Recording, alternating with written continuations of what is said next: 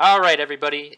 This is going to be a quick video. I wanted to go over the Lone Star Open that just wrapped up today. I could do a whole big spiel about why I haven't, posted stuff in a while. I had some, big projects that I was excited for that haven't quite worked out with tech issues and other stuff. But I wanted to get some content out, and I thought that this was a great time to talk about this. I've got Ta5erface with me, my friend and guy who got me into the game all those years ago, and we had some things we wanted to talk about in regards to LSO and a few interesting things from the tournament. And I want to preface it all by saying, it wasn't that big of a tournament. I think it was maybe 22 people. So what we can actually learn about the greater meta or the greater state of the game is a little bit limited, but it was a very diverse top 8 and some interesting things to go over. So, Mike, let's start with I guess the big story of the tournament was kind of that Super Star Destroyer of hadn't seen a whole lot of SSDs do well at big tournaments, and day one he kind of dominated. It was, as we can see here, it's ATX Michael. Kind of dominated with the SSD, and then day two definitely held his own, pulling out second place with some big games. First impressions from you? The JJ SSD is still a boogeyman. Like, Ravager can reach out and touch you just the same way an Ravager can, and you gotta be ready for it. Mm-hmm. What do you make of the Architans with Hand of Justice projection experts versus like Gazantes or Squad Cover or something? I prefer. I'm personally an all ship guy, so I prefer both of those options over Squad Cover. But the Architects was different. Like, it was a different take on it. I need to kind of sit with the list and study it a bit more. But the idea of projection experts and Hand of Justice supporting the SSD is very, very interesting. And then obviously, like, an Architects can kind of hold its own if it needs to kind of snip away at stuff. It does make it so that there's I'd have to build it out. Do you know how many points the Architects is offhand? Is it over 60? I think it's 70 something, low 70s. Okay. So because it's up and over 60, all you have to do is kill it and kind of run away, and you can get the 7-4, but it's also kind of hard to run away from a Jerry SSD. They can swing that big front end around, and then you're in a gunnery team SSD front arc, and Ravager is not nice. Like, it can one-shot hard cells and one-shot peltas and all of these things that have that perfect token suite of brace, redirect, and evade, and it doesn't care. Yeah, that's what I was going to point out. Of you've got the projection experts and Hand of Justice, which is really helping the SSD, helping keep it alive, help it maintain some control. But like you said, you kind of give your opponent an out of, if I'm not equipped to deal with the SSD, I mean, that list has 2 deployments. And so you can kind of always wait out things and then just try to run at the Architects. And you can, again, we weren't on the ground at the tournament. We were only limited to what we could see from the stream. But, you can kind of hide that Architects, but there are times you can't. And in particular, something I want to point out, Kalorn's game here, he got the SSD to half, which is why he got so many points. But he was able to just kind of, wherever that Architects is going, that's where I'm headed. Going to get rid of that and then, deal with what we have at that point. As long as you're out of the front of the SSD with most of your stuff, if you can get that Architects, you don't really have to do anything else, and you've got the 7-4. Yep. So, the give and take. It's hard to, like you said, it's hard to put that Architects somewhere where it's going to be safe, especially since you're only at 2 deployments. Like, if you pointing towards the rear of the SSD, trying to sneak in around, well, then somebody just has to run around that side. If you've got it pointing away, well, then they can come out in front and just completely avoid the front arc of the SSD. So it's super tricky. I think you probably don't want to run it too close to the SSD, because you kind of block yourself in when you want to turn that nose. You end up ramming yourself. Forces you into turning in one direction only. It can get scary too. And to our viewers, I apologize, low production value. I wish I had these lists built up or something, but I just wanted to, get something quick out. So it's just going to be sticking to this tournament screen here. But moving along, I already mentioned him. We can talk about Kalorn a little bit. I don't want to go over the list quite as much, although you have it right here.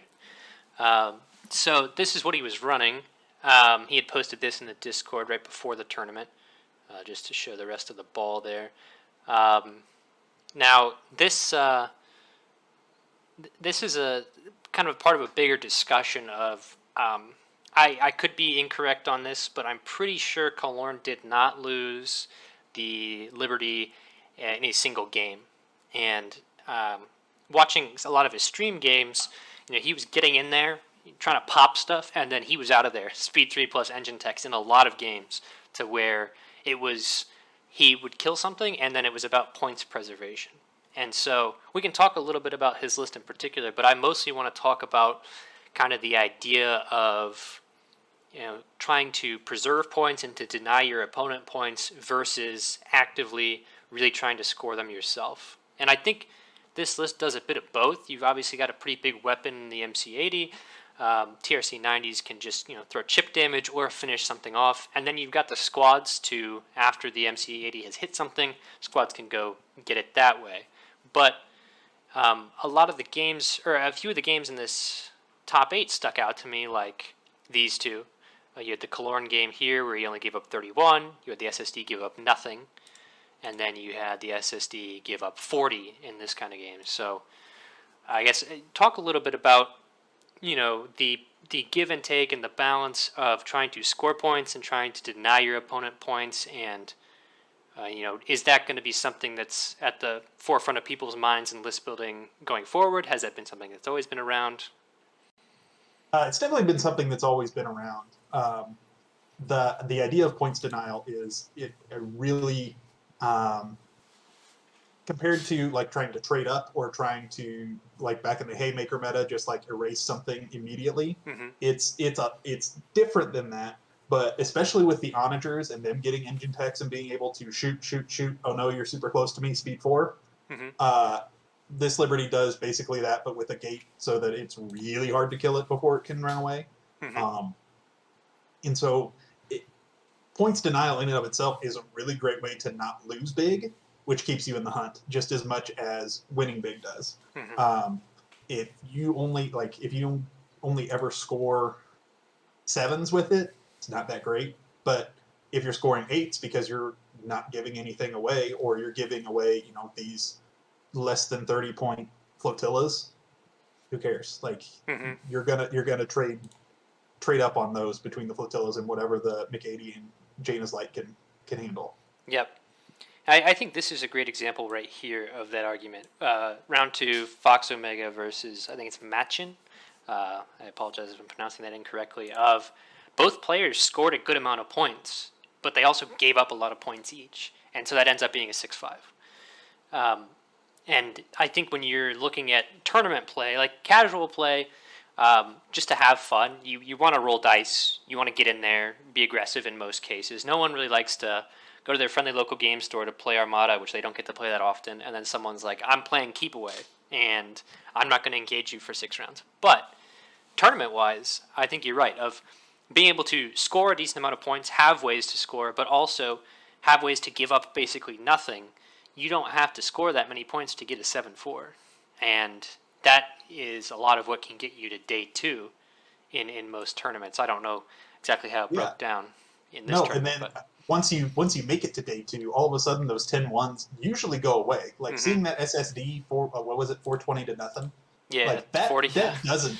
That doesn't usually happen on day 2. Usually everybody is like not only really good players. There's not people there who's their first tournament or like their third tournament. It's people who've been there for a minute, and on top of that, like your list has to be good to get there. Usually, and so to get like to 10-1 somebody in that setting is hard. And so 8s all of a sudden become the name of the game. And the easy way to get 8s, like we were saying before, is to not give up points and just take away like a couple of key activations from your opponent. I think Fox Omega talked about this on their most recent podcast. Being able to know in your head what you can trade with, but then also like what you need to kill in order to get an 8-3 or a 7-4. So in this case, 60 points or 140 points. That's what your margin of victory needs to be. Like if you got, I don't know, Demolisher, it's automatically 74, right? Or no, 64. And then like you tech it up and it's 90. Yeah. Okay. If I can kill it with this Liberty, let's say with Kellorn's list, Mm-hmm. and then maybe my squads trade up another. What's the number? 50 points. That's not that hard. Yeah. When you're talking about 134 points in squads that he's got, Mm-hmm. and just being able to do that math on the fly is helpful, and it can make you much more of a scalpel than a hammer, I guess, when it comes to attacking your opponent, Mm-hmm. which has its own give and take. But then you come back with that scalpel's not really going to break off its handle either, because that Liberty's just not going to die, or the SSD is super hard to bring down Mm-hmm. if you don't take out that Architects first. Yep. And that goes for a lot of things. That goes for Starhawk 134. That goes for double ISD. A lot of I guess me and Max list to a certain extent, that assault frigate doesn't really die. So it's I think you're right of where when you're in a top 8 situation or a top cut or whatever, you're probably not going to see those huge swingy games. So suddenly, like if you averaged a 7 in these 3 games, you would have gotten second place. If you averaged an 8, you would have won. No need to take massive risks and have lists that can do haymakers. Like kind of back in the day, like a Street or a Jerry, in your face. I'm going to get that coup out in there. I'm going to try to one-shot you off the board and move on. That you don't need that as much when you're just shooting for 7s and 8s. That has its place, absolutely, but you don't have to swing for the fences for 10s when 7s and 8s get you a win. Mm-hmm. And I'll go back. I want to touch on, you talked about Fox Omega and Machin's list, or game. Fox Omega usually has his Recusant and his let's get that pulled up Munificent. They usually don't die because he's only got the 3 ships. One of them's a Gazanti, so it doesn't count towards tabling. And so that Munificent is super tanky. Mm-hmm. Between Wat Tambor and Thermal Shields, it's, unless you get all of your ships pointed at it, it's really hard to bring down. And then the Recusant is quick enough and agile enough that it can get out of the way if it's starting to get focused down. Mm-hmm. And so I would be really curious. Hopefully they talk about it on the podcast this week, Fox Omega and Kellorn. I'm really curious to hear how that game went, because it almost looks like it had to have been some sort of scoring objective, like AMF or Ion Storm or something like that, where tokens were involved, because I don't know how he gives up one of those 2 ships. He's so tactical and good with them, as you could see in that last top table game between he and Kellorn. Mm-hmm. Yep, ended up being 6-5 here to Fox. Mm-hmm. Yeah, I don't want to dwell too much on their lists, because I want to give them the chance to talk about it in their own thing. I don't want to speculate too much. But, that was a very interesting game. I was able to watch a good bit of it on stream. I think you had described it when we were chatting, a kind of like a chess match. And that comes out in the score. I mean, these are obviously 2 great players, and it's a 25-point difference.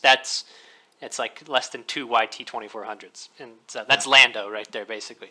And so, I do want to just briefly, and again, I don't want to spend too much time, but kind of the first time we've seen CIS heavy squads do make a ton of noise. And I could be wrong, but I'm pretty sure Fox didn't drop a game the whole tournament, both between day 1 and day 2. Got 3rd overall, just wasn't scoring quite high enough today, but I don't think he dropped a game. And so maybe CIS squads on the horizon, maybe getting a little bit more popular. Oh yeah, for sure. All people need to see is success, and then they'll start experimenting with it and start doing whatever they can with it. Yep. His Recusant specifically, being able to throw 5 squads, like, even if it's just, I know he's only got the 4 vultures, but if you throw 5 vultures with flight controllers, they hit so hard. Yep. And with the new ace cap, like, those vultures take out YT 2400 or 1300 or, a couple of X-Wings, and they've punched up already. The counter alpha doesn't hurt near as much because you're just giving up 8 points. Yeah. And they can really, really hit hard. Yeah, such a stupid efficient squad. The ability to go, hey, you've got generics, and I've got flight controllers, 2 blue, 2 black. There we go, with Swarm for 8 points. Yeah. Well, and then being able to pair him with the other efficient, like, anti-ship squads with, I think he's got 3 bombers, and then he's got the 3 tri-fighters. And the tri-fighters with their black anti-ship dice, like, they don't really need to be bomber. Like, one damage at a time has been gold since, I think, that first Gen Con win. Yeah. What was it? 3 assault frigates and a bunch of A-Wings? I think so. that one damage at a time, your redirects overheat, and now all of a sudden that shield face is open, and Patriot's Fist is coming in next, and here we go. Now Patriot's Fist really only needs the one accuracy for your brace or Yep. your evade. It's the little drips in the stream that cause the flood. Yeah. Whenever it's all said and done. Yeah. Yep. And then you can tilt your opponent off the face of the earth when your vultures roll doubles against ships. Yeah. So there you go. Oh yeah. And then one of the last things, like I said, I wanted to keep this brief, but one of the most interesting lists to both you and I coming out of this tournament was, I believe it was Eric here who was running the Agate Providence with just a bunch of mines. He had, I think, 6, right? Yeah, 6 mines. Because he had the Pelta, the Providence, so 2 each there, and then 2 more from each of the, or 1 more, excuse me, from each of the Gazantes. Not Gazantes. Yeah, and then Sabine for a 7. Yep, and then he had Mark Matten dropping another one, and then he had Minefields as one of his objectives. So we've seen proximity mines a little bit. Sam used them a lot in his double interdictor onager list, the terror that was. But this was, I had never seen anything like this from the Rebel side. Just that much pressure from, I don't even have to shoot you with my ships. Just on deployment, I'm going to make your job harder. And then, I can deal around with Mark Matten and Sabine and stuff. I thought that was super interesting. Oh, yeah. Very interesting. Specifically with, for me, AMF, where you can put 2 proximity mines on the dust fields, and your opponent can't shoot them unless they clear the dust field. Mm-hmm. But then when they clear the dust field, they don't get to score points anymore. Yep. And so it becomes this cat and mouse of, okay, well, is it worth it to, say, run one of my flotillas up there, blow up that mine, tank the damage, but then just stay back here and mine, harvest, that dust field, or is it better to just, get as many points, as many, tokens as I can off of this dust field, and then clear it and try and get your flak out? Because your most flak, specifically, let's talk about, the Providence. It's got double black flak. If you tried to do it to it just sets up 2 black. It's got rerolls. All you need is 1 damage. And then anything with LTTs can kill at least one of the mines. And so it's not easy to deal with, but it forces you into a specific choice.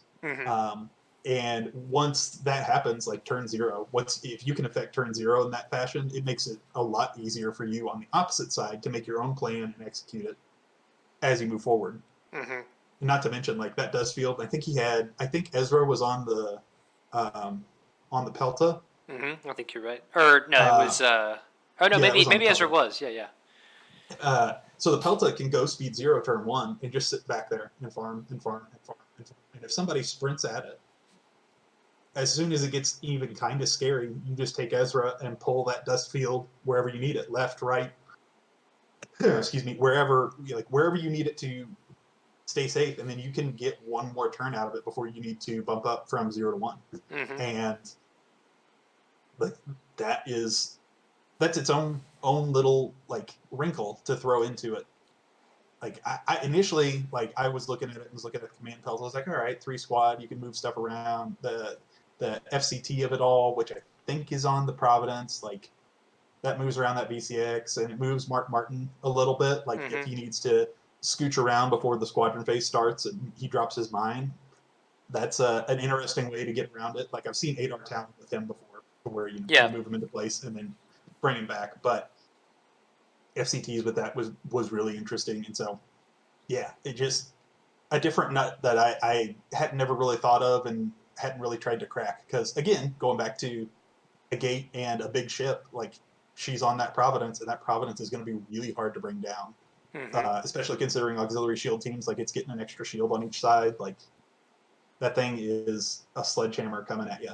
Yep, totally agree. Some very cool, interesting tech that I don't think I had thought of before, and it may have to mess around with. Lastly, before we hop off, you and I both going to Gen Con coming up in about 2 weeks. Any takeaways from this that you think I don't know that this list will. I mean, these games here, this tournament will really influence a lot of list building for Gen Con. I think people are pretty set, or most people. But any takeaways that you saw throughout this tournament that maybe you're thinking about at Gen Con, either matchups you're thinking about or Um, ways people played?